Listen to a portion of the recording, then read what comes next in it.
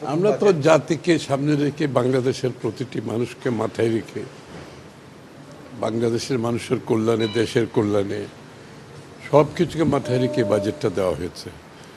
আজকের বাজেটের প্রেক্ষাপটটা একটু ভিন্ন, যে বহুদিন ধরে যে সমস্ত বাজেট হয়েছে কিংবা হয় নাই, আজকে বহুদিন পর একটা নির্বাচিত সরকারের অধীনে একটা বাজেট হতে যাচ্ছে, যাতে প্রত্যাশা আকাঙ্ক্ষা অনেক বেশি, এবং আমরা জাতির সে আকাঙ্ক্ষা ভাবনা চিন্তা দর্শন আগামী দিনে তাদের প্রত্যাশাকে মাথায় রেখে বাজেটটা করার চেষ্টা করেছি।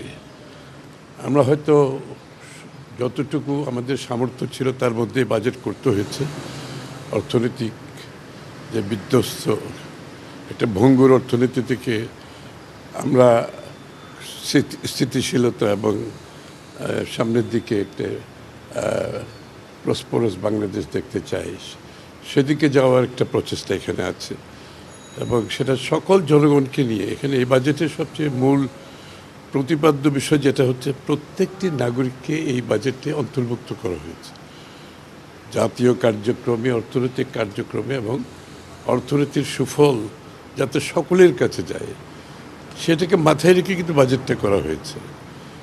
একটা সমাজ কল্যাণ রাষ্ট্র প্রতিষ্ঠার একটা ভিত্তিপ্রস্তর স্থাপন করার জন্য এই বাজেটটি করা হয়েছে। আমরা চেষ্টা করেছি সীমিত সম্পদের মধ্যে, এবং সবাইকে নিয়ে এটা বাস্তবায়ন করতে হবে।